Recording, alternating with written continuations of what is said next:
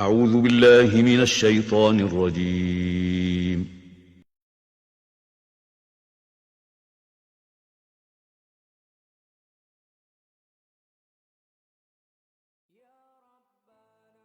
يا ربنا اعترفنا بأننا اقترفنا وآننا أسرفنا على لظى أسرفنا. يا ربنا اعترفنا بأننا اقترفنا وآننا أسرفنا على لظى أسرفنا. فتب علينا توبة تغسل لكل حوبة واستر لنا العورات وآمن الروعات. فتب علينا توبة تغسل لكل حوبة واستر لنا العورات وآمن الروعات. يا ربنا اعترفنا بأننا اقترفنا وآننا أسرفنا على لظى أسرفنا. يا ربنا اعترفنا بأننا اقترفنا وآننا أسرفنا على لظى أسرفنا. واغفر لوالدينا ربي ومولودينا والآل والإخوان وسائر الخلان. واغفر لوالدينا ربي ومولودينا والآل والإخوان وسائر الخلان. يا ربنا اعترفنا بأننا اقترفنا وآننا أسرفنا على لظى أسرفنا. يا ربنا اعترفنا بأننا اقترفنا وآننا أسرفنا على لظى أسرفنا.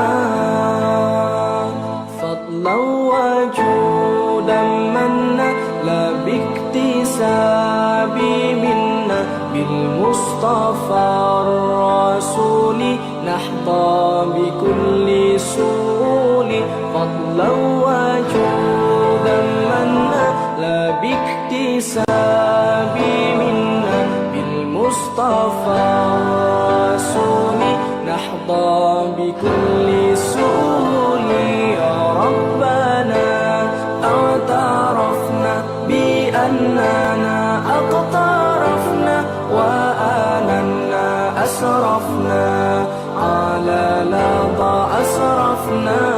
يا ربنا اعترفنا بأننا اقترفنا وآننا أسرفنا على لظى أسرفنا. يا ربنا اعترفنا بأننا اقترفنا وآننا أسرفنا على لظى أسرفنا. يا ربنا اعترفنا بأننا اقترفنا وآننا أسرفنا على لظى أسرفنا.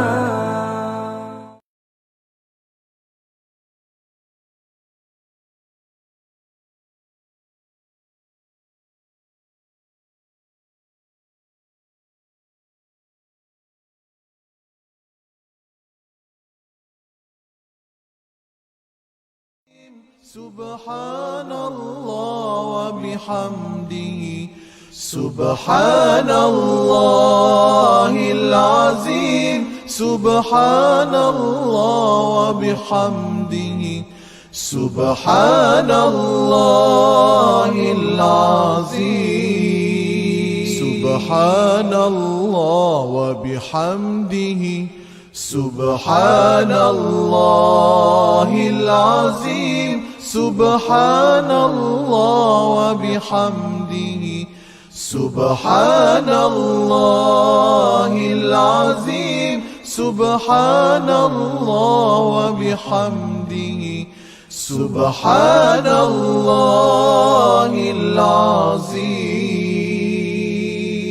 سبحان الله وبحمده سبحان الله العظيم سبحان الله وبحمده سبحان الله العظيم سبحان الله وبحمده سبحان الله العظيم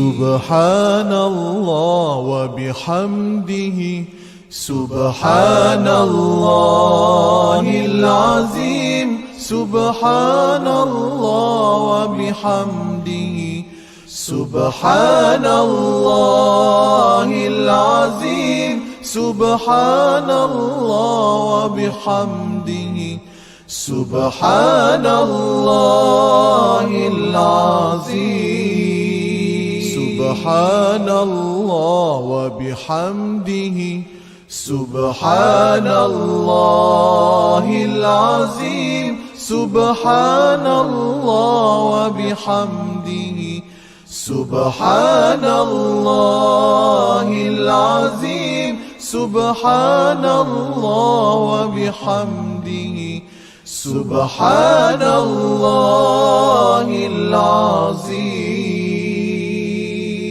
سبحان الله وبحمده سبحان الله العظيم سبحان الله وبحمده سبحان الله العظيم سبحان الله وبحمده سبحان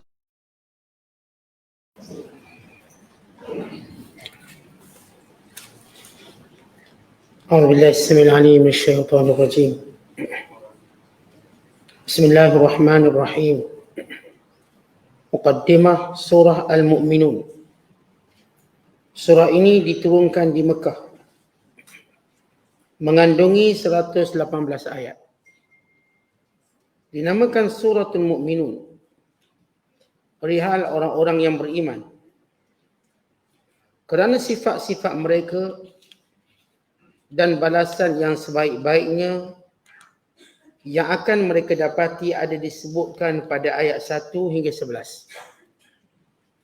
Intisari kandungannya menerangkan bahawa orang-orang yang beriman yang tetap berjaya dan diredai Allah Ta'ala ialah mereka yang mengerjakan sembahyang dengan sempurna dan khusyuk, yang menjauhkan diri dari perbuatan dan perkataan yang sia-sia, yang berusaha membersihkan hartanya dengan menunaikan zakatnya, yang menjaga kehormatan dari perhubungan yang haram, dan yang menjaga amanah serta menepati janjinya.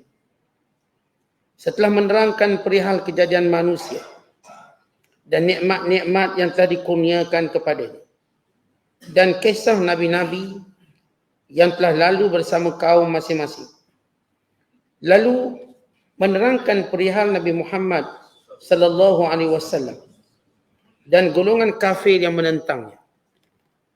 Kemudian menerangkan bahawa harta kekayaan, anak pinak yang ramai, pangkat kebesaran dan pengaruh kekuasaan yang telah diberikan oleh Allah Ta'ala kepada orang-orang yang ingkar tidak bermakna bahawa dengan itu Allah Ta'ala memberikan mereka kebaikan. Bahkan pemberian yang demikian merupakan ujian. Adakah mereka menghargainya dengan bertaubat dan bersyukur, atau mereka makin bertambah dosa dan tenggelam dalam kesesatan yang mereka pilih itu. Ditegaskan pula bahawa dalam Islam Tidak ada perintah-perintah Allah yang menyusahkan atau memberati.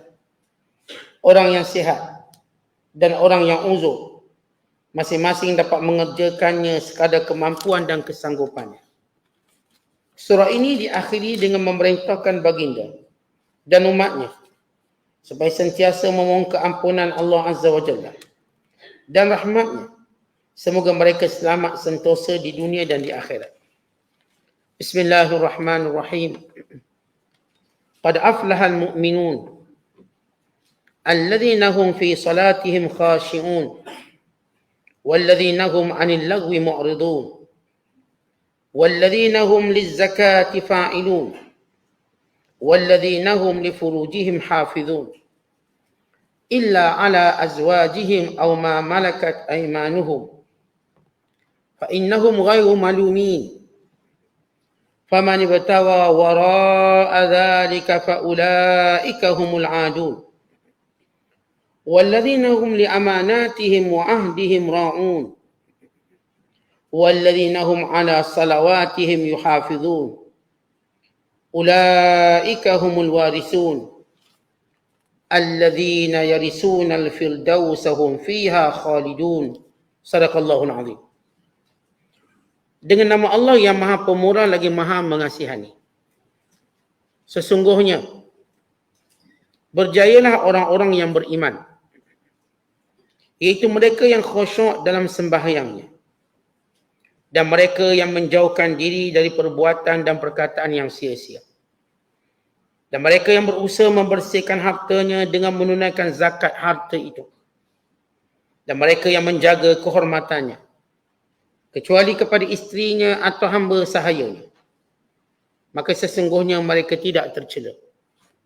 Kemudian sesiapa yang menginginkan selain dari yang demikian, maka merekalah orang-orang yang melampaui batas. Dan mereka yang menjaga amanah dan janjinya, dan mereka yang tetap memelihara sembahyangnya, mereka itulah orang-orang yang berhak mewarisi, yang akan mewarisi syurga Firdaus, mereka kekal di dalamnya. Kita berada pada penafsiran juzuk yang ke-18. Surah yang pertama dalam juzuk yang ke-18 dan secara tertibnya ialah surah yang ke-23. Dinamakan sebagai surah Al-Mu'minun, yakni surah perihal menceritakan sifat orang-orang yang beriman. Surah yang menceritakan tentang balasan ganjaran kepada orang-orang yang beriman. Surah yang menceritakan perihal akidah keimanan orang-orang yang beriman.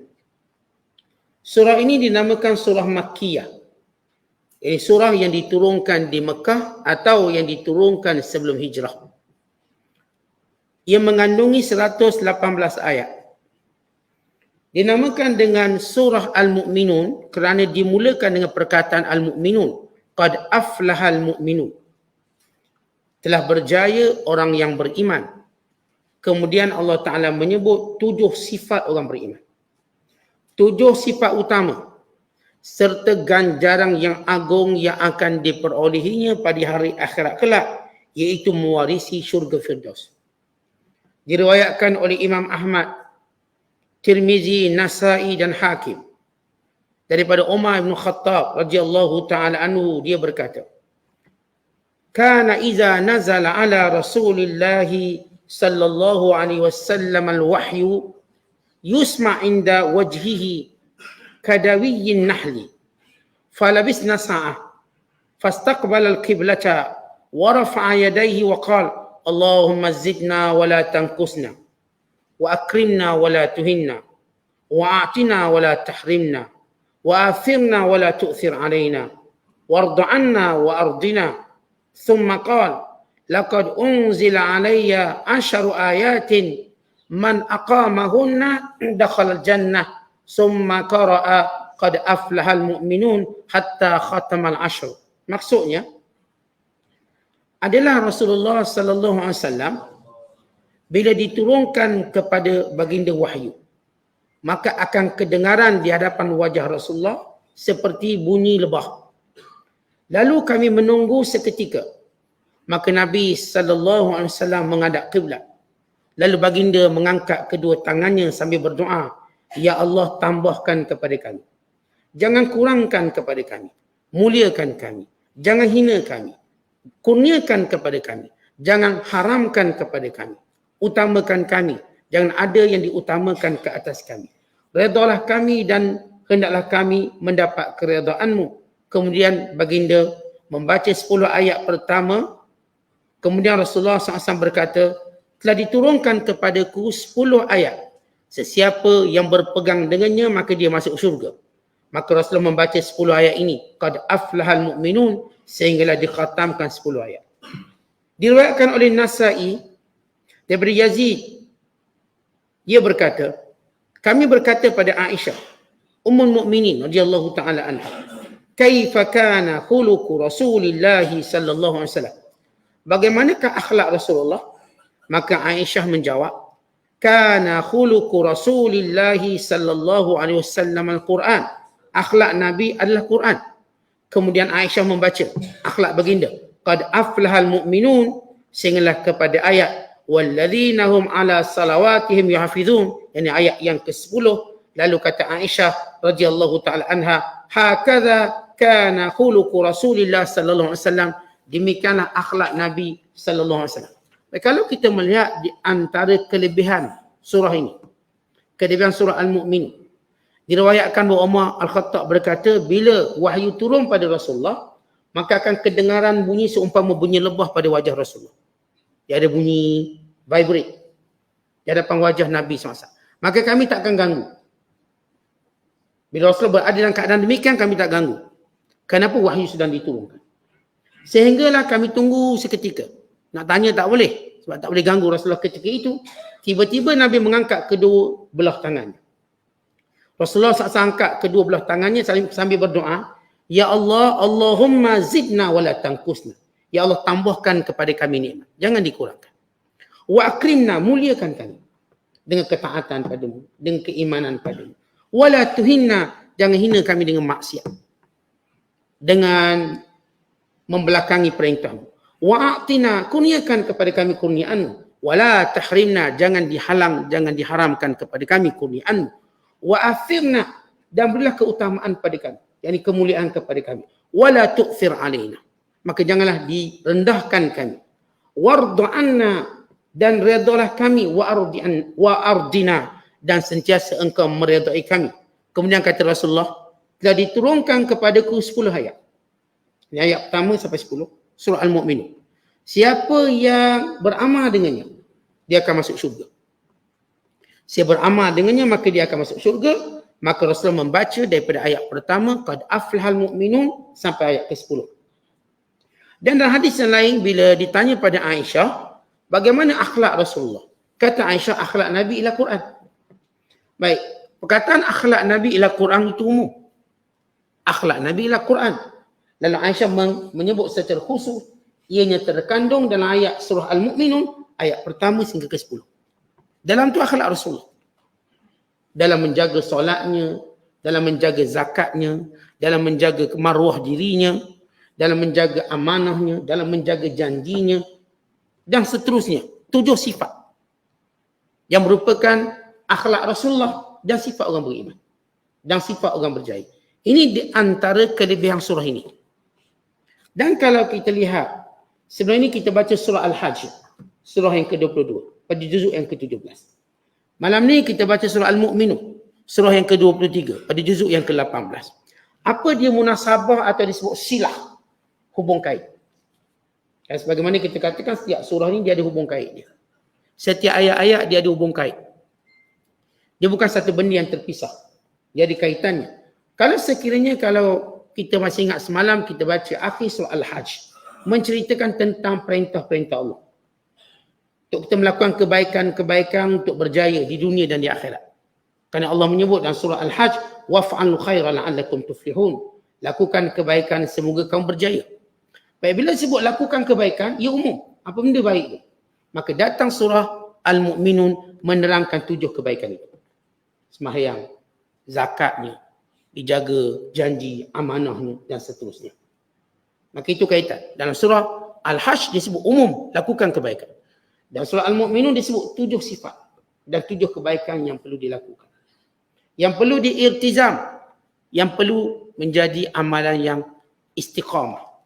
Kalau sekiranya dalam surah Al-Hajj disebut ayat, wahai manusia, kalau kamu ragu-ragu dengan hari kebangkitan, kamilah yang menciptakan kamu dari tanah, kemudian daripada air mani.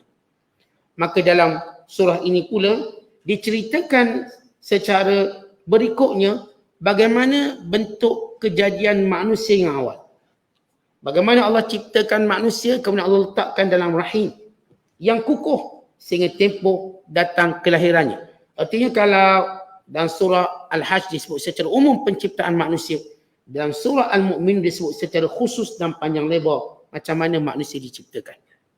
Kemudian kalau kita lihat dalam kedua-dua surah ini ada persamaannya, iaitu menyebut tentang dalil-dalil kewujudan Allah dan dalil-dalil keesaan Allah. Kerana sifat surah ini adalah surah Makkiyah. Mana-mana surah Makkiyah, dia akan membicarakan persoalan ketuhanan. Persoalan ketuhanan yang dibincangkan ialah tentang sifat Allah yang mencipta dan sifat Allah yang esa. Dan surah Makkiyah juga membicarakan persoalan kerasulan atau risalah, iaitu tentang kebenaran Nabi Muhammad SAW dan kesinambungan Rasulullah daripada Nabi-Nabi yang diutuskan sebelum ini. Dan yang ketiga, dalam mana-mana surah Makkiyah diceritakan tentang hari kebangkitan, hari kiamat. Manusia akan dibangkitkan, dihidupkan kembali, dipersoal dan dipertanggungjawab dengan amalan yang mereka lakukan. Maka dalam semua surah Makkiyah ada 3 perkara. Sama ada yang sana ringkas, sini panjang. Yang sini panjang, yang sini lebih panjang. Yang sana umum, yang sini lebih khusus. Itu kaitan. Surah Al-Makkiyah. Kemudian kalau kita lihat dalam kandungan surah ini secara umum daripada 118 ayat. Kandungan umum yang pertama kata ulama, di dalamnya ada persoalan usuluddin. Apa maksud usuluddin? Asas-asas agama. Atau dengan bahasa mudah ialah akidah. Mengandungi persoalan akidah yang berkait dengan 3 perkara yang saya sebutkan sebelum ini, iaitu tentang kewujudan Allah dan keesaannya, dan juga kerasulan, kenabian, dan juga hari kebangkitan. Ini ialah perkara usuluddin. Kalau kita mengaji usuluddin, hal tu kita bicarakan. Orang mengaji tauhid, dia akan mengaji bab ni. Bab apa? Bab berkait dengan Tuhan dan sifat-sifatnya. Berkait dengan Rasul dan sifat-sifatnya. Dan berkait tentang kiamat. Neraca mizan, berkait tentang hisab, berkait tentang sirat, berkait tentang kebangkitan kubur, anzab kubur. Ini semua ialah perkataan atau perbicaraan tentang al-ba'atsu, iaitu kebangkitan semula manusia. Yang bermula daripada hidup dalam kubur, alam barzakh.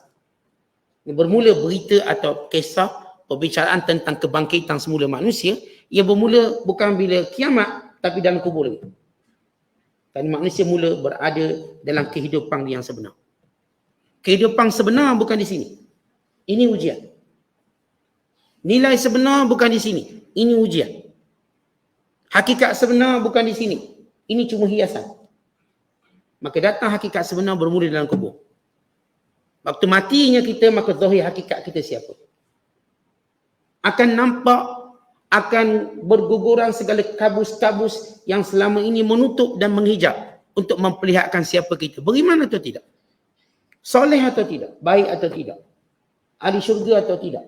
Ini ada sebut oleh Nabi SAW, bila seorang itu terselamat daripada kubur, maka terselamatlah segala-galanya. Kata Rasulullah, al-qabru awwal manzilin min manazil akhirah, fa in naja minhu fama ba'dahu aisaru wa illam yanju fama ba'dahu asyakku.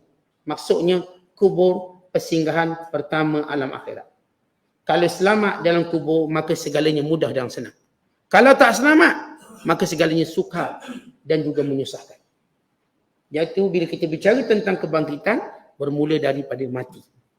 Bermula daripada duduk dalam kubur. Siapa pun duduk dalam kubur, dia duduk dalam alam yang sebenar ni. Kerana itu kita berada seorang diri. Kerana yang sebenarnya kita berseorang diri. Hatta kita pun nak tahu perangai kita sebenar, waktu kita seorang diri. Jenis malah ke, jenis rajin ke, waktu kita seorang-seorang. Waktu depan orang, Orang kita bercampur-campur lagi. Kerana ada orang, waktu kita seorang-seorang kita tahu siapa kita. Ikhlas tak ikhlas, bersungguh tak bersungguh, rajin tak rajin, bagus tak bagus. Demikian juga bila mana kita berada dalam kubur, kita seorang-seorang dalam kubur. Maka kita tahu kita siapa. Maka ini di antara permulaan hari kebangkitan. Kemudian surah ini menceritakan tentang sifat-sifat orang beriman yang membenarkan Allah dan Rasul. Dan juga ganjaran yang sepatutnya mereka peroleh. Dan yang ketiga, surah ini menyebut dalil-dalil akan kewujudan Allah dan kekuasaan Tuhan. Dan keesaannya yang menciptakan manusia dengan peringkat-peringkat yang akan dilalui oleh manusia. Dan penciptaan langit yang begitu hebat, yang begitu agung. Penurunan air daripada langit yang telah menumbuhkan, menyuburkan tanam-tanaman dan juga kebun-kebun yang penuh dengan pelbagai buah-buahan, zaitun, buah rumman, buah delima dan segala buah-buah yang lain yang memberi manfaat pada manusia. Dan surah ini menceritakan bagaimana Allah menciptakan binatang-binatang ternakan yang memberi manfaat yang pelbagai kepada manusia.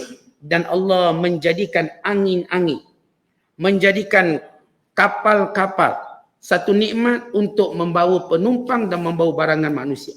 Kemudian yang keempat, surah ini menceritakan kisah sebahagian Nabi yang diutuskan, yakni Rasul. Seperti Nabi Nuh. Dalam surah ini kita akan baca kisah Nabi Nuh. Seperti Nabi Hud. Seperti Nabi Musa. Seperti Nabi Harun. Isa dan ibunya Maryam. Untuk kita jadikan semua kisah-kisah ini sebagai pengajaran dan juga sebagai iktibar sepanjang zaman. Dan kisah ini, sebagaimana kita sebut sebelum ini, hiburan kepada Nabi SAW. Bahawa pada Nabi juga menghadapi isu yang sama.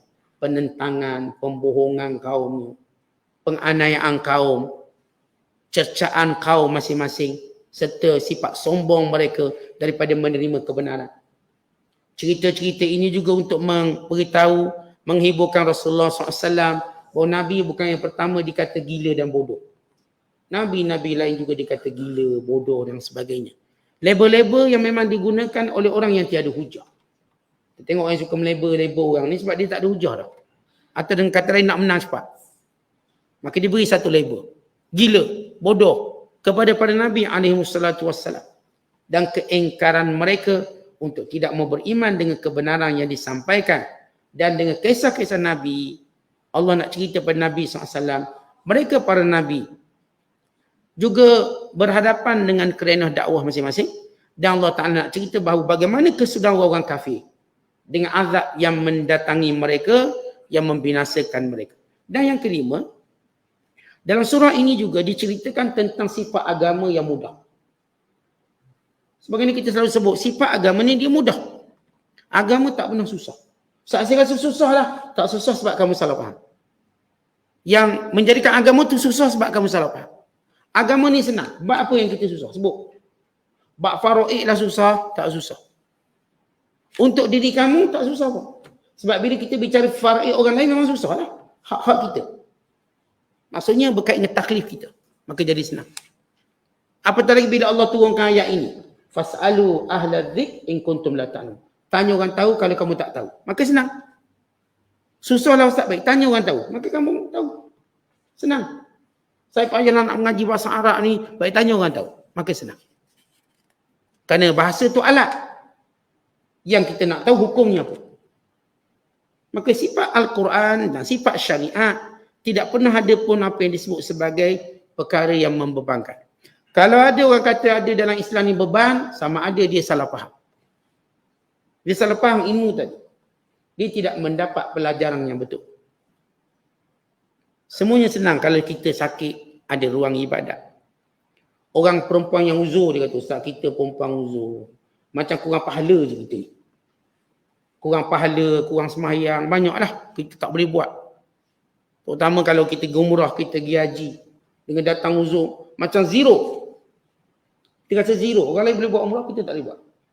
Orang lain boleh buat haji, ada kita benda-benda yang tersekat kita. Tentang Allah Ta'ala. Kalaupun ada sebahagian amalan kita uzur untuk melakukannya, Allah tidak kurangkan pahala kita.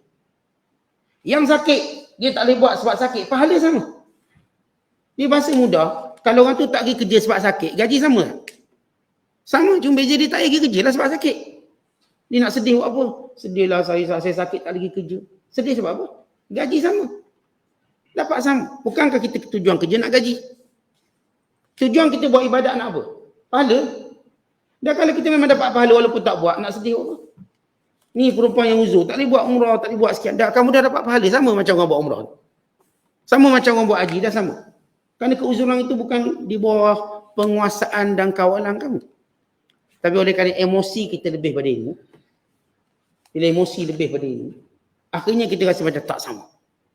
Setengah perempuan datang jumpa Rasulullah, kami perempuan kurang ibadat. Lelaki lebih ibadat, boleh jihad, boleh pergi masjid, boleh sekian. Dia beritahu dia tak puas hati. Datang jumpa Nabi SAW. Nabi kata, apa yang tak sama? Kamu ada jihad kamu sendiri. Kamu ada kebaikan kamu sendiri. Kamu buat baik pada suami, kamu dapat pahala yang banyak. Kamu solat sendirian macam solat berjemaah. Maka apa kita nak runsingkan? Tak ada istilah yang kita katakan peluang buat ibadat kita tadi berbeza-beza. Atau dengan bahasa lain, seorang berkata, saya terhalang buat ibadat, saya kurang pahala. Kita katakan yang menjadikan kita kurang pahala kerana kejahilan kita. Bukan kerana ketidakmampuan kita buat ibadat, sebab jahil kita memahami satu perkara. Kalau kita tahu satu perkara, atau saya selalu sebut, ilmu mesti mendepani amalan, bukan emosi mendepani amalan. Kita selalu ada emosi kita. Kalau hari puasa sunat, nak puasa sunat. Tiba-tiba hari kita sakit, Allah Ustaz, saya tak boleh puasa sunat, sakit hari ni. Atau kita kata uzur hari ni Ustaz, tak boleh. Ni pahalanya macam setahun. Ni Muharram. Tak, kamu tak kurang pun pahala. Kamu dah niat nak buat dan kamu tak boleh buat, pahala kamu dapat. Nak emosi sebab apa? Ni emosi Ustaz, suami suruh buka puasa pula. Suami suruh buka puasa. Kita nak puasa sunat, suami suruh buka puasa. Tak, kamu dengar cakap suami kamu tu, macam kamu dapat pahala puasa sunat juga. Bukan lebih pada tu. Ini bila seorang wanita, dia tak boleh puasa sunat melainkan dengan izin suami dia. Bila mana suami dia hadir. Maksud dengan izin suaminya, kalau dia tak buat, pahala dia dapat. Kalau suami dia tak nak izin. Kalau suami dia izin, dia tak nak puasa, itu masalah lain. Ni dia nak puasa, suami kata, jangan. Dia dapat pahala yang sama. Dia tak boleh kata, abang orang lain boleh, bini dia puasa, saya tak boleh. Abang suruh layang ni. Tak apa yang nak emosional sangat. Yang awak tak boleh puasa yang sedih sebab tak boleh puasa, tak boleh pahala. Lah awak lah yang suami kan dapat pahala. Yang nak emosional macam mana? Dia macam seorang bos majikan. Yang bayar gaji semua pekerja. Orang lain buat satu kerja, yang ni bos suruh beli air. Bos, kenapa saya kena beli air? Saya nak kerja macam kawan-kawan saya juga. Kenapa awak nak kerja macam kawan-kawan awak? Saya dah awak beli air, gaji awak sama. Gaji awak sama. Cuma awak kena pergi beli air pada saya. Yang lain kena buat kerja ni, yang ni kena pergi beli air. Dia rasa tak gentleman lah kita, tak jantang lah kita. Pergi beli air. Bila Sayyidina Ali, radhiyallahu ta'ala anhu, Nabi tak suruh dia pergi perang. Sebenarnya terasa Sayyidina kata, aku ni macam budak perempuan aku rasa. Rasulullah tinggalkan aku bersama perempuan, bersama orang tua. Ni pahlawan, pendekar. Tiba-tiba Rasulullah tak benarkan Sayyidina Ali berperang dan suruh jaga Madinah. Terasa Sayyidina Ali. Sebab dia jiwa pahlawan, jiwa perang. Tiba tak bagi perang. Suruh jaga budak-budak, suruh jaga perempuan. Terasa. Tapi apa kata Rasulullah? Tidakkah kamu suka? Kedudukan kamu sekarang kena menjaga Madinah seperti kedudukan Harun di sisi Musa. Mana pahala kamu besar. Macam Nabi Harun. Dapat pahala ketika mana gantikan Nabi Musa. Waktu Nabi Musa bermunajat di Turus Saina. Baru Sayyidina Ali tenang. Walau dia tak pergi perang, pahalanya macam orang berperang. Bukan lebih lagi. Lebih lagi. Ya, kadang-kadang saya sebut yang menjadi punca kejahilan kita bila emosi kita menguasai diri kita dalam beragama. Dalam beribadat. Emosi kita. Sahabat Rasulullah, bila mereka nak musafir, mereka mau berbuka puasa. Ini bulan Ramadan. Buka. Sebab mereka tak beremosi. Mereka ada ini. Anas bin Malik. Dia kata, hampakan sufrah. Kenapa? Kita nak makan. Apa nak makan? Nak musafir? Sunnah. Ya, sunnah. Ini sunnah Nabi. Sunnah Nabi bermusafir, buka puasa. Ini Anas bin Malik, orang yang dekat dengan Rasulullah. Relax. Kalau kita, biar betul ni, biar betul. Kita rasa macam biar betul musafir. Boleh ke? Kan senang musafir sekarang. Dan ini antara kejahilan, emosi. Ya, kita nak buka, tak nak buka, tak ada masalah. Emosi je, emosi. Sebab tu bila para sahabat berperang, ada yang berpuasa, ada yang tak puasa. Dan mereka tidak mencela satu sama lain. Mereka tak pernah kata, kamu lebih baik pada aku lebih baik pada kamu. Tak pernah. Kata para sahabat, minna sa'i wa minna muftir, fama ya'ibu ba'duna ba'da. Waktu mana kami keluar berperang bersama Nabi SAW, pada bulan Ramadan, bukan puasa sunat ni. Bulan Ramadan. Kalangan kami ada yang berpuasa, kalangan kami ada yang berbuka puasa. Dan kami tidak mencela antara satu sama lain. Sebab masing-masing kita tahu seorang tiap-tiap orang buat sunnah dia. Sebab asas ibadat kemampuan. Bukan ikut orang. Dah dia boleh puasa, biar dia puasa. Kita tak boleh puasa sebab kita share tukang masak kena rasa banyak. Kita dapat pahala sebab masak. Dia pahala puasa. Masing-masing dapat pahala sendiri. Sebab itu tak boleh beremosi dalam ibadat. Ruang yang kita ada itu kita dapat. Kita tak boleh banding orang kita dengan orang lain cara ibadat. Sebab cara kita mungkin berbeza. Ada seorang sahabat Nabi suruh dia jadi jaga. Nabi kata, kamu tengok. Jangan semayang, jangan buat apa. Tengok je. Maka dia pun tegak untuk melihat pergerakan musuh dalam perang Ahzab. Kemudian dia turun. Dia ikut kata Nabi semua, dia tak semayang apa tak buat. Maksudnya tak adalah padang tunggu macam ni, baik semayang. Tak ada. Nabi suruh cuma jadi jaga. Jaga aja. Pahalanya pahala jaga. Mana orang jadi guard. Kalau kita dah alang dah jadi guard, buatlah solat duha ke apa. Kalau dia solat duha, dia bukan guard nama dia. Dia kalau guard dia jaga tengok sungguh-sungguh. Kereta masuk keluar masuk. Dia dapat pahala dia. Walau dia tak buat solat sunat, dia dapat pahala dia. Kan itu tugas dia. Allahumma illa menaikkan kalau ditinggal solat fardu itu hal lain. Dalam bab benda sunat ni. Sahabat tadi betul-betul patuh dia tak semayang pun. Dia betul-betul jaga, tengok je. Maka dia pun turun. Macam Rasulullah suruh dia buat. Ini dia ilmu dalam ibadat. Sebab itu kita kena lihat macam mana kita nak jadikan ilmu mengatasi emosi dalam beribadat. Kalau sebagai ibadat kita tak boleh buat, tak payah emosi sangat. Biasa je. Sebab kita tak mampu, sebab kita buat ibadat lain, sebab kita dah ada kelebihan lain yang Allah berikan kepada kita.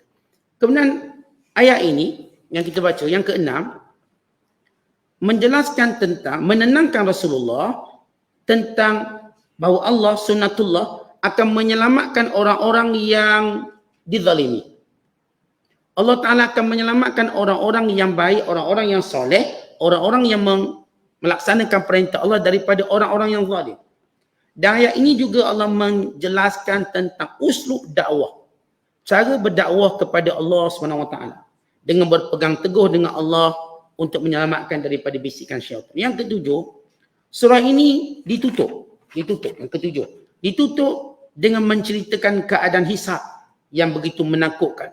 Keadaan hal ehwal hari kiamat yang begitu mengerikan. Keadaan berat ringannya timbangan amalan manusia yang ditimbang akhirat kelak. Di kalangan mereka ada yang menjadi suada, di kalangan mereka ada yang menjadi asyqiya. Suada yakni orang yang bahagia, asyqiya yakni orang-orang yang celaka. Dan penutup ayat ini menceritakan bagaimana orang kafir bercita-cita berangan-angan untuk kembali ke dunia, untuk melakukan amal soleh. Dan Allah Ta'ala menceritakan bagaimana sikap orang kafir yang suka mempersenda-sendakan orang-orang beriman. Mereka mendapat balasannya di hari akhirat kelak. Dan Allah bertanya kepada mereka tentang tempoh yang pernah mereka hidup di dunia dahulu. Sebagai satu celaan atas perbuatan mereka mengingkari hari kebangkitan. Maka ini di antara isi kandungan surah Al-Mu'minun. Firmanullah, qad aflahal mu'minun. Telah berjaya orang-orang yang beriman. Baik, Allah Ta'ala menyebut dalam ayat yang kita bacakan ini dengan perkataan qad. Qad dalam bahasa Arab berarti ifadati tahqiq, untuk menunjukkan sesuatu yang pasti. Suatu yang pasti. Bahawa namanya orang beriman, dia pasti berjaya. Walau tengok dia miskin, walau tengok dia tak lulus periksa, walau tengok dia tak masuk universiti, walau tengok dia gaji rendah. Namanya orang beriman, Allah berikan dia satu anugerah, dialah orang yang berjaya. Kalaupun manusia letak nilai yang berjaya cara lain, dengan cara periksa, dengan cara kerjaya, dengan cara harta benda, dengan cara pangkat, dengan cara lawa comelnya, uduhnya, sihat, sakit, lalu kita katakan, oh berjaya. Allah beri suatu mi'yar, kayu ukur sebenar. Bahawa yang berjaya siapa? Orang beriman. Maka bergembiralah orang beriman. Sebab mereka sudah diisyaratkan oleh Allah Ta'ala orang berjaya. Maka itulah dia keagungan orang beriman. Berarti orang-orang kafir, walau harta banyak, walau masuk universiti 10 kali, walau sekian, mereka tidak berjaya. Pada mi'yar, pada ukuran Allah SWT. Memang orang kata dia berjaya sebab dia boleh buat sampai PhD. Sampai dia boleh jadi orang paling kaya di dunia. Sampai dia boleh jadi presiden, sampai dia boleh jadi orang tu, orang ni. Kita kata dia berjaya. Itu penilaian orang. Tapi penilaian di sisi Allah yang berjaya itu orang beriman. Sebab tu tuan-tuan sekalian, kita bila bercakap tentang syukur, kalau kita tak dapat benda tu, tak dapat benda ni daripada nikmat-nikmat dunia, jangan rasa kita gagal sebagaimana kita ada iman, kita berjaya. Allah menguji kita. Kalau kita rasa berniaga tak jadi, saya ni orang gagal Ustaz, I'm loser. Saya ni orang gagal. Saya orang yang malang. Apa benda malangnya? Kamu orang beriman. Orang beriman tak pernah malang. Habis berniaga rugi. Saya berniaga sebesar-besar berniaga rugi, sampai sekecil-kecil berniaga semua rugi. Jual buah pisang pun rugi juga tak? Suwi semua saya ni, majar. Kita kata, suwi. Tak pandai berniaga. Tak, awak bukan orang yang gagal. Awak orang berjaya. Anak-anak kita tuan-tuan, yang periksa tak lulu, misal temuduga tak lulu. Semua tak lulu. Ni temuduga untuk jadi kerani pun tak lulus. Temuduga nak jadi tukang pam minyak pun tak lulus. Teruk benar anak kita.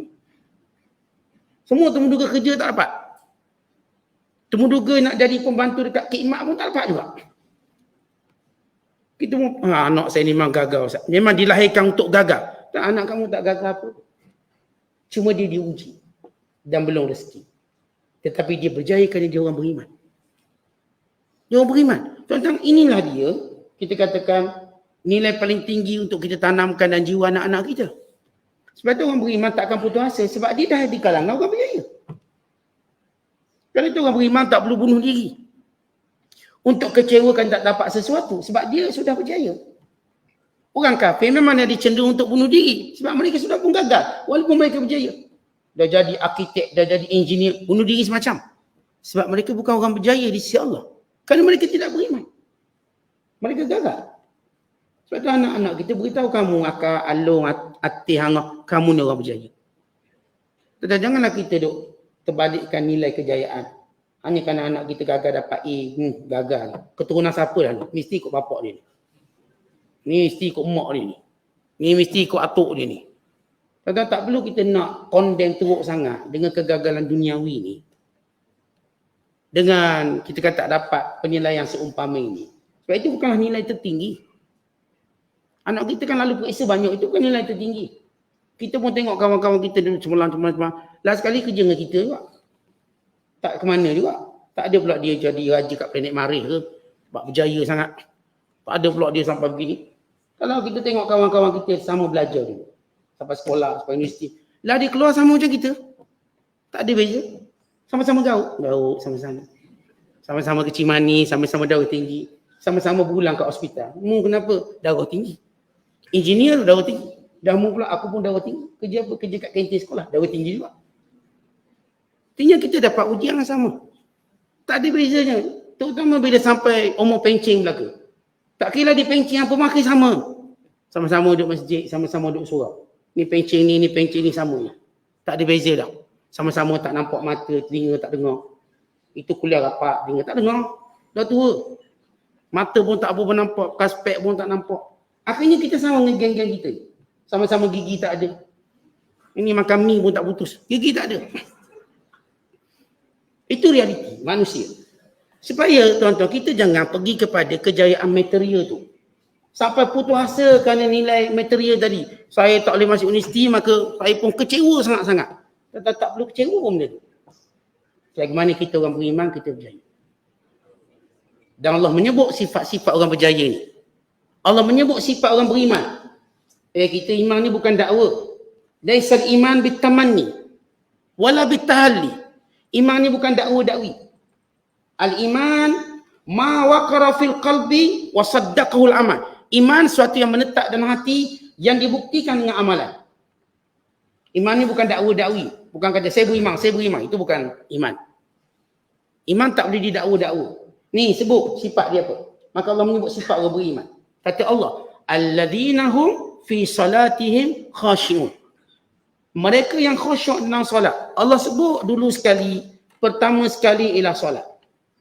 Kenapa Allah Ta'ala sebut solat? Kerana ia ibadat paling mulia sekali. Ia ibadat yang paling hebat sekali. Ia ibadat yang menunjukkan beza orang beriman dengan orang kafir. Sehingga kata Nabi SAW, al-ahdu bainana wa bainahum tarkus salah. Faman tarakaha faqad kafar. Beza kita orang beriman dengan orang kafir ialah solat. Siapa yang tinggalkan solat maka dia kafir. Man tarakas salah faqad kafar. Tinggal solat maka kafir. Kata para ulama yang dimaksudkan tinggal dengan mengingkari kewajibannya. Bukan tinggal sebab malas. Orang yang tinggal sebab malas, insya-Allah last kali dia qada juga. Dia datang ngaji dia balik, saat saya nak qada balik. Ni duk sibuk qada ni. Duk sibuk qada. Maka kalau orang tu tinggal solat kerana malas, dia tak jadi kafir. Yang tinggalkan solat dengan mengingkari kewajiban asal solat, maka ini kafir. Maka besarnya ibadat solat sehingga Allah Ta'ala menyebut. Perkataan khasyi'un, apa makna khusyuk? Ay khaifuna sakinun, dalam keadaan takut pada Allah. Dalam keadaan tenang dalam ibadatnya. Yang ini merasa rendah diri, merasa kerdil di hadapan Allah. Kata Hasan Basri, yang dimaksudkan khusyuk, khusyuk dalam hati. Khusyuk itu ialah amalan dalam hati. Bukan kita berkeruk dahi. Tengok dia khusyuk solat, Ustaz, tengok dahi dia berkeruk. Itu tanda dia khusyuk. Khusyuk ni dalam hati. Khusyuk sesuatu yang menghasilkan rasa takut pada Allah. Khusyuk ialah sesuatu yang menghasilkan rasa rendah diri di sisi Allah. Khusyuk menghasilkan seseorang tadi berubah sifat selepas solat. Kita nak tahu orang tu khusyuk tak khusyuk solat. Bukan waktu di solat yang saya katakan berkeruk dahi sampai begitu begini. Tetapi kita dapat mengetahui selepas solat, dia tidak cenderung melakukan pekerjaan. Dia tak cenderung untuk melakukan perkara maksiat. Bukan dia suka buat perkara baik. Maka itu dia khusyuk dalam solat. So, macam mana tahu orang tu khusyuk dalam solat? Tengoklah kehidupan dia, apakah dia lebih baik atau tidak. Kalau dia tidak lebih baik, maknanya dia tak khusyuk dalam solat. Walaupun nampak dia pejang rapat. Ustaz, tengok dia solat pejang rapat macam arwah dah, Ustaz. Macam mayat dia pejang rapat dia. Khusyuk, bukan itu khusyuk dia. Khusyuk ini dia menghasilkan tindakan selepas itu. Dengan sebab lepas solat, kita pun benci riba. Kita pun benci maksiat. Kita pun benci segala perkara yang Allah Ta'ala murkai. Maka orang ini khusyuk dalam solat. Kan itu tujuan solat. Innas salah tanha anil fahsya'i wal munkar. Sesungguhnya solat mencegah perkara keji dan perkara munkar. Maka itulah solat yang disebut khusyuk. Bukan khusyuk dengan nilai kita semayang sampai menangis sekian-sekian. Bila orang tu tak menangis, tak khusyuk lah dia. Lepas tu Ustaz, saya kalau solat kat Mekah rasa khusyuk saya. Sebab apa? Nangis. Kat Malaysia tak khusyuk. Sebab tak nangis. Itu bukan nilai khusyuk dia. Bukan nilai mutlak. Kalau kita nak tahu khusyuk tak khusyuk ialah bagaimana perubahan sikap. Macam juga kita sebut Haji Mabrur. Bukan sebut Haji Mabrur dia dapat semua. Raudah dia dapat Murtazan dia dapat, Hajar Aswad dia dapat cium 10 kali. Dia pun rasa dah mabrur. Tak, mabrur maknanya kata Imam Nawawi rahimahullah, dia berubah sikap lepas balik tu. Lepas dia balik haji tu berubah. Daripada tak baik pada lebih baik. Daripada tak berdisiplin dalam agama lebih berdisiplin. Itulah mabrur. Maka itu nilai khusyuk dan itu nilai mabrur. Itu apa dia? Perubahan sikap. Lalu kata Allah lagi setelah membicarakan tentang solat. Walladzina hum 'anil lagwi mu'ridun, dan orang-orang yang meninggalkan segala perkara yang lara. Atas sekali yang paling lara namanya haram. Lara bukan lara, sia-sia. Sia-sia paling atas sekali ranking namanya haram. Yang kedua namanya makruh. Kalau kita buat benda makruh ni juga kita buat benda lara namanya. Yang ketiga ialah benda yang harus tapi tak banyak faedah. Itu juga nama lara. Artinya kalau kita bicarakan tentang apa itu lara, dah jadi bahasa Melayu kita, lara awak ni. Maksudnya lalai awak ni. Lara awak ni. Maksudnya awak ni buang masa. Baik, lara paling atas sekali bila dibuat benda haram. Seorang bila tak semayang, lara awak ni. Lara budak ni siapa tak semayang. Duk main benda tu, duk main benda ni. Semayang tidak, lara. Lara awak ni siapa tak tutup aurat. Duk pilih baju cuma lawa, cuma berjenama. Tapi tak tutup aurat. Ini lara namanya. Ni baju ni sia-sia belakang ni, lara. Walaupun kamu beli beribu harga dia. Bila kita sebut lara, atas sekali ranking lara ialah yang haram. Siapa pun buat yang haram namanya buat benda lara. Yang kedua ialah perkara makruh. Apa pun perbuatan makruh namanya lara. Dan yang ketiga ialah perbuatan harus yang tak ada faedah. Ya, kita sembang tengah-tengah malam banyak-banyak, faedah tak ada. Maka namanya lara. Cuma hukumnya berbeza. Dalam makna lara belaka. Yang ni lara yang memang berdosa. Yang ni lara yang menghampiri dosa. Yang ni pula lara tidak menghasilkan manfaat. Patut umur kita ni tuan-tuan, berapa umur? 40. Adalah projek besar kita boleh buat dalam hidup. Dah masuk 40, masuk 50, tak ada projek besar kita buat. Cuba buat satu projek besar dalam hidup. Ya kalau namanya penulis, biar tulis satu buku. Ataupun kita dah kuliah berapa tahun, 20 tahun kuliah. Cuba keluarkan satu buku nota. Dah kuliah lama ustaz ni ada catat je. Daripada mula ustaz cakap dah catat. Ustaz pun cakap pun dah catat. Ustaz dah berhenti pun catat je, tak habis lagi. Bagus dia catat. Dah berapa puluh tahun, 20 tahun dah duduk mencatat. Keluarlah satu buku nota. Nak tengok. Buat susun yang elok, pergi cetak. Pergi cetak buku nota tu. Ni hasilan kita. Mudah-mudahan ada yang dapat ambil manfaat. Maka itu benda besar kita buat. Taklah lara usia kita macam tu. Kita tak menghasilkan benda yang besar dalam hidup. Setiap orang kena fikir apa benda besar dalam hidup dia kena buat. Memang kita fikir nak buat masjid ke nak buat surau. Itu secara material. Ataupun dalam diri kita, saya nak mula tak nak tinggalkan solat tasbih. Saya mula tak nak tinggalkan qiyamul lail. Itu benda besar dalam hidup kita. Saya start masuk 40, saya tak akan tinggal lagi qiyamul lail. Masuk 50, saya tak akan tinggal lagi baca Quran 2 juzuk sehari. Masuk 50. Masuk 60, saya tak akan tinggalkan lagi solat fardu 5 waktu. Saya tak akan tinggalkan lagi untuk berjemaah. Tak ada lagi cerita sibuk tu, sibuk tak ada. Memang waktu solat saya nak ke masjid. Itu benda besar kita buat dalam hidup kita. Dengan perubahan usia kita. Buatlah. Saya bila usia sekian, saya tak nak dah pakai baju-baju yang raga-raga tu. Tak nak dah. Saya nak pakai jubah je, contoh. Ini benda besar. Saya nak pakai serban je. Tak nak lagi pakai cap, pakai topi, tak nak. Pakai serban. Helmet pun dah tak nak pakai. Kita pakai serban ni. Lepas tu, poli pun tak tahan. Artinya, benda-benda yang kita tahu benda tu besar dalam hidup. Sebab benda tu suka nak buat dalam keadaan tertentu. Dia setiap orang, untuk dia tidak lara usia dia. Untuk tak lara. Dia nilai balik perkembangan usia dengan projek besar dalam kehidupan beragama dia. Sama ada saya katakan secara material, ataupun secara kerohanian dia, spiritual dia, atau apa saja. Tuan kata, Ustaz saya, mulai sekarang saya jumpa orang, saya nak nasihat juga. Jumpa siapa pun saya nak nasihat. Anak-anak muda, sekian-sekian saya nak nasihat. Kita buat perubahan diri kita. Biar orang tengok kita dari jauh, orang dah takut sebab kita akan beri nasihat. Saya ingat ada geng-geng anak muda kamu saya, dia main gitar. Kita pun lalu nak ke masjid, dia tengok saya tak takut. Dia tengok ada seorang tok guru. Dari jauh dia dah simpan gitar dia. Dia tahu ni mesti ceramah sejam ni. Ceramah, gitar dah simpan. Terus tukar aktiviti. Artinya orang ni telah memberi suatu impak besar. Impak besar kepada masyarakat, orang muda. Dia bukan marah-marah, dia kena nasihat-nasihat. Orang ni tuan-tuan, kita nasihat dia 2 kali, dia dah takut lah. Kita tak marah nasihat dia. Kali pertama jumpa nasihat dia buat dia. Kali kedua, kali ketiga nampak dari jauh, dia pun dah jadi baik. Maka itu yang kita katakan kesan dalam kehidupan beragama. Biar nampak kita dah suka beri nasihat. Dan nampak macam kita dah suka beri perkara yang faedah pada dia. Kemudian kata Allah, sifat mereka, sifat yang seterusnya, walladzina hum lizakati fa'ilun, iaitu mereka yang mengeluarkan zakat. Yang dimaksudkan zakat di sini adalah zakat harta. Ini dalam pra-zakat ataupun kita katakan dalam awal kewajiban zakat di Mekah. Kerana zakat seumumnya diwajibkan di Madinah. Tapi zakat yang dimaksudkan ini adalah zakat harta. Adapun zakat ternakan, zakat tanaman, semua kewajiban zakat itu turun ayat kewajibannya di Madinah. Tapi di Mekah cuma zakat harta. Pun begitu ia memberi maksud umum bahawa di antara tanda orang beriman dia tak pernah lupa zakat. Tapi tuan-tuan kita kena belajar bab zakat. Kadang-kadang kita bukan tak nak keluar zakat tapi jahil bab zakat. Jahil. Sebab duit kita ada dalam pelaburan, sistem pelaburan. Duit kita ada dalam KWSP. Duit kita dalam ASB. Duit kita ada dalam sekian-sekian instrumen pelaburan hari ni yang macam-macam. Maka kita kena mengaji. Ni kena zakat, tak kena zakat. Kena ngaji lah. Kena belajar. Supaya kita tidak cuai dalam mengeluarkan zakat. Bukan cuai kita sebab kita ni pengingkar zakat. Tapi jahil tentang zakat. Akhirnya seorang tu kata, saya tak tahu pula kena zakat. Kena zakat, punya kena zakat. Dah berapa tahun tak bayar? 2 tahun lah kalau macam tu. Kena bayar balik.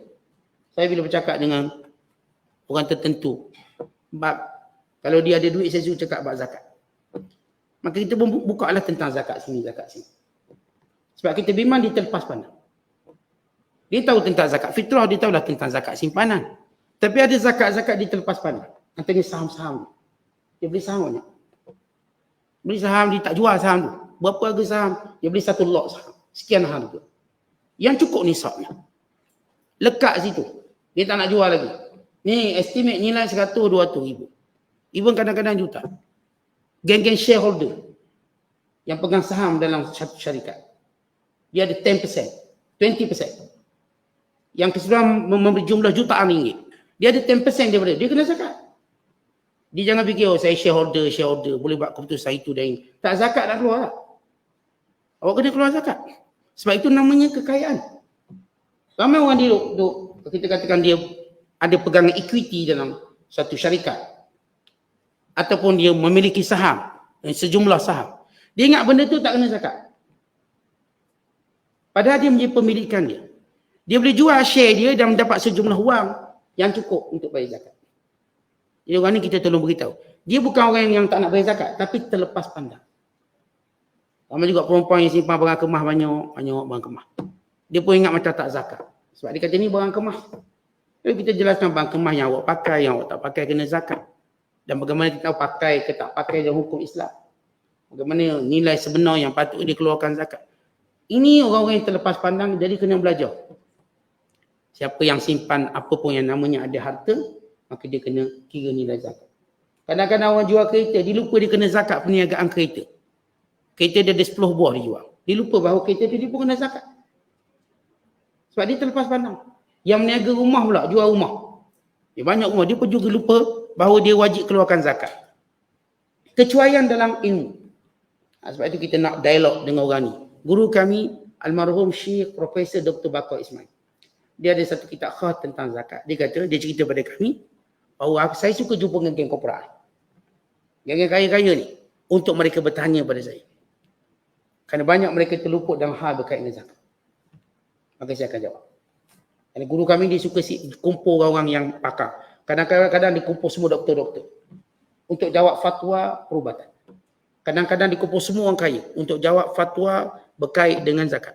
Kadang-kadang dikumpul semua ahli politik. Untuk menjawab fatwa-fatwa politik. Sebab orang politik kan dia suka-suka dia nak entang sana entang sini. Kita nak beritahu dia hukum akam ni. Biar semua orang politik ni, waktu dia berpolitik, dia pun tahu hukum akam. Jangan ikut dang dia nak politik bodoh macam gitu. Biar dia tahu hukum akam. Macam mana dia boleh cakap macam ni, macam mana dia tak boleh cakap. Dia carilah mana-mana ustaz kita tak kisah. Kalau dia tak nak kita, cari ustaz lain. Asalkan dia ada kawat, dia ada dawabit, dia ada panduan agama. Orang politik ada panduan agama, orang ekonomi ada panduan agama, doktor ada panduan agama. Ni tok-tok bomo pun ada panduan agama. Ni geng-geng nak bomo. Mari sini. Kita nak beritahu fatwa-fatwa bomo ni. Sebab bukan kata bomo ni semua tak betul. Ada bomo tu bagus. Ada benda yang dibomokan tu baik, tak menyalahi Islam. Maka yang betul kita kata betul. Dia bagus bomo patah, urut orang patah. Bomo urut, tolong naikkan rahim orang. Tolong stabilkan rahim orang, bagus dia ni. Cuma kita nak betulkan kalau takut ada jampi serapah tak betul. Kita tak kata jampi tu semua tak betul. Mungkin ada jampi tu betul. Atau mungkin jampi tu perlu kita perbetulkan sikit. Ada seorang hamba Allah. Dia kata, Ustaz, saya nak beritahu jampi saya. Dia pun bawa. Ni saya waris daripada ayah saya. Hadis Nabi. Tapi dia tulis tu bersambung-sambung. Saya kata, ni jampi betul. Tapi tulisnya bersambung-sambung tu salah sehingga awak boleh baca salah. Saya ceraikan balik dia. Artinya dia, khak dia tu, tulisan dia sambung straight. Dan kalau kita sebut Bismillahirrahmanirrahim tu, dia ada 3 perasa. Bismi 4. Bis, Allah, Ar-Rahman, Ar-Rahim. Dia boleh tulis sekaligus sambung semua. Maka kita betulkan itu. Salah cara tulisan. Rasam salah. Dia baca betul. Tulisan betul salah. Pun salah. Jadi benda macam ni yang saya katakan perlu kita ada ilmu.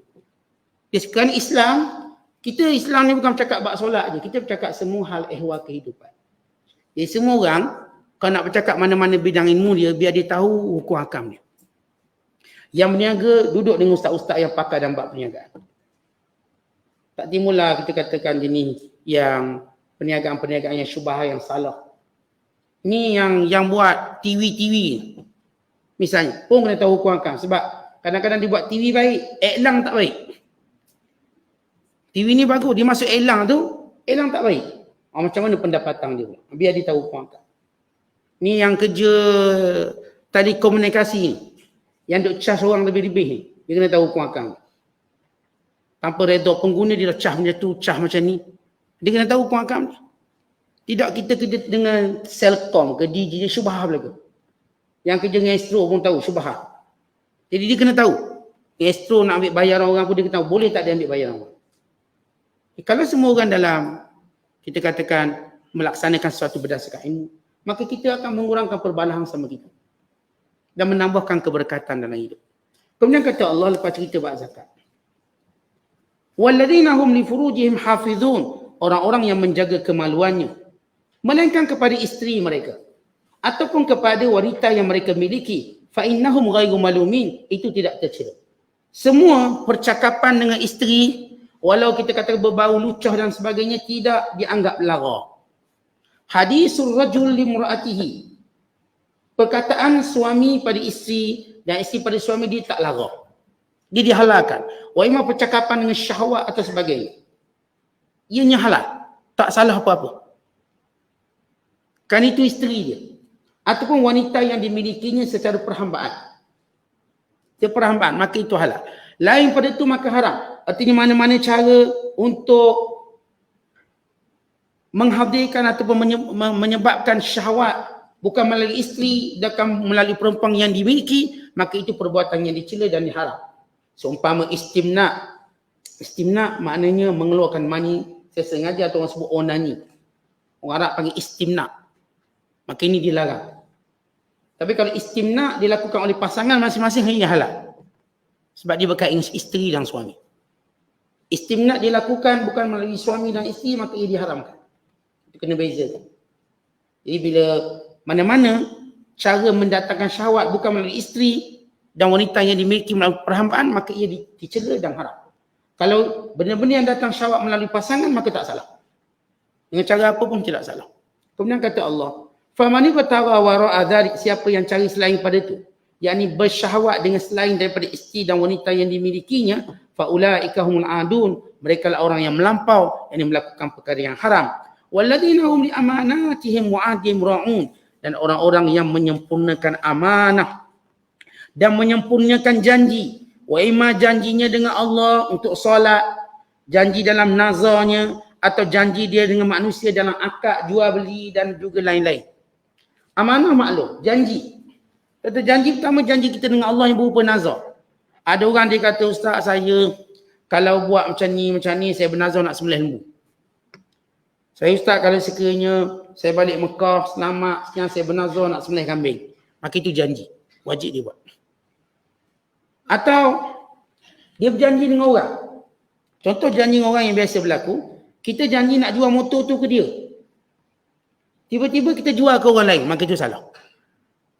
Saya motor ni saya takkan jual ke orang lain, menaikkan jual ke awak. Kalau awak tak nak, baik saya jual ke orang lain. Tiba-tiba kita pun jual ke orang lain, maka kita tidak iltizam dengan janji. Ataupun orang tu misalnya dah bayar deposit dah.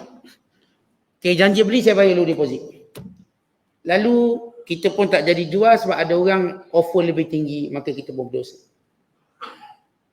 Melainkan kalau sekiranya pembeli tadi melakukan istiqalah, yang membatalkan pembelian. Satu ketika Uthman bin Affan dia beli sekeping tanah. Bila beli sekeping tanah, dia bayar deposit dulu lah. Dia bayar sejumlah deposit. Tiba-tiba ada orang offer pada badui itu dengan harga lebih mahal. Lalu dia pun nak jual pada orang tu. Uthman pun datang. Kan kamu janji nak jual dengan aku dah bayar deposit. Sebab itu masuk dalam ayat, ya ayyuhalladzina amanu aufu bil uqud. Orang beriman sempurnakan akad. Wajib, sebab dia pun dah bayar deposit. Maka yang ni nak jual. Kalau ikut hukum, seorang tidak boleh jual benda yang telah pun dicuk. Apa tadi yang dibayar deposit. Melainkan bila dibatalkan oleh pembeli. Lalu Uthman tengok orang ni memang beria nak jual sebab harga mahal lagi orang tu nak. Maka Uthman buat benda paling baik. Ini disebut dalam hadis Nabi, kelebihan orang yang membatalkan jual beli untuk kita katakan mengelakkan permusuhan. Akhirnya Uthman kata, tak apalah, aku batalkan jual beli, mari balik duit deposit aku. Usman buat benda yang terbaik. Dia kalau kita muamalah dengan orang, walaupun saya kata kita dah janji jadi, tiba dia pula nak corner sana, corner untuk tak jadi. Lalu kita mengambil sikap tolak ansur. Tak apalah, tak jadi tak apa, saya ambil balik. Padahal di corner tadi sebab ada orang lain bagi offer lebih baik. Kita yang tarik diri ni dapat pahala yang besar. Dan kita tak rugi apa-apa. Dan orang yang bermuamalah cara tu, dia perlu ingat, dia pun tak akan untung banyak. Sebab tu kita ni kalau dalam bab akad jual beli, kalau dah janji orang tu, selesaikan orang tu. Bahkan saya katakan kalau pembeli tu tak mematuhi janji, dia kata 2 hari tak datang-datang, maka saya pun jual. Sebab orang katakan 2 hari nak datang, ni masuk 2 minggu pun tak datang, maka saya pun jual betul lagi. Itu hal lain. Sama juga hal bertunang, sama juga. Seorang bila bertunang, maka dia tak boleh ambil tunang orang lain. Sehinggalah orang yang bertunang tu putuskan tunang, maka baru boleh ambil. Semua dalam bentuk muamalah. Bila orang tu, sebab tunang ni juga maksud janji. Janji nak nikah. Maka siapa pun yang membatalkannya, maka perbuatan ini perbuatan yang menyalahi syariat. Kemudian kata Allah, walladzina hum ala salawatihim yuhafizun, dan orang-orang yang menjaga sembahyang mereka. Baik, yang pertama dah sebut khusyuk dalam solat, yang kedua jaga solat. Yang pertama menjaga nilai di dalam solat.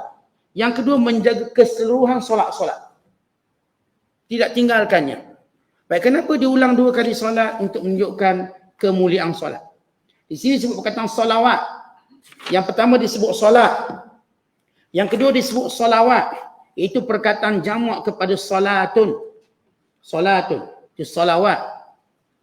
Bila perkataan disebut yuhafizun, menjaga, maksudnya dia menunaikannya pada awal waktunya. Itu maksud menjaga solat. Ni tak sembahyang zuhur pukul 1 suku, dia sembahyangnya pukul 4.30. Lewat. Ini tak dianggap menjaga solat. Orang yang menjaga solat yang sebenar, dia menunaikannya pada awal waktu. Kalau solatnya tadi tak tengah tak tepi, artinya cara dilaksanakan solat tadi tak tentu waktu, ikut dang dia. Ini bukan kalangan orang yang jaga solat dan bukan kalangan orang berjaya. Orang berjaya, bila dengar je azan, pertama dia buat nak percepatkan solat. Kaedah mana pun dalam kepala dia dah pusing dah, ni solat. Ni lagi solat tak buat ni juga dalam otak dia ni. Ini orang yang menjaga solat. Kemudian selepas itu Allah sebut, ulaika hum warithun, merekalah orang-orang yang berhak mendapat ganjaran di sisi Allah. Maka Allah menamakan dia sebagai warithun. Kenapa sebut warithun? Pewaris. Maknanya bukan orang lain melainkan dia. Umpama kita cakap bahasa mudah, dia ni pewaris harta saya. Maknanya orang lain tak waris, dia je. Nak beritahu bila orang tu ada 7 sifat. Dia lah pewaris sebenar syurga, bukan orang lain. Dia. Menjadi milik dia syurga. Dia waris syurga apa? Maka Allah menyebut alladzina yarisunal firdaus hum fiha khalidun, iaitu orang-orang yang mewarisi syurga firdaus.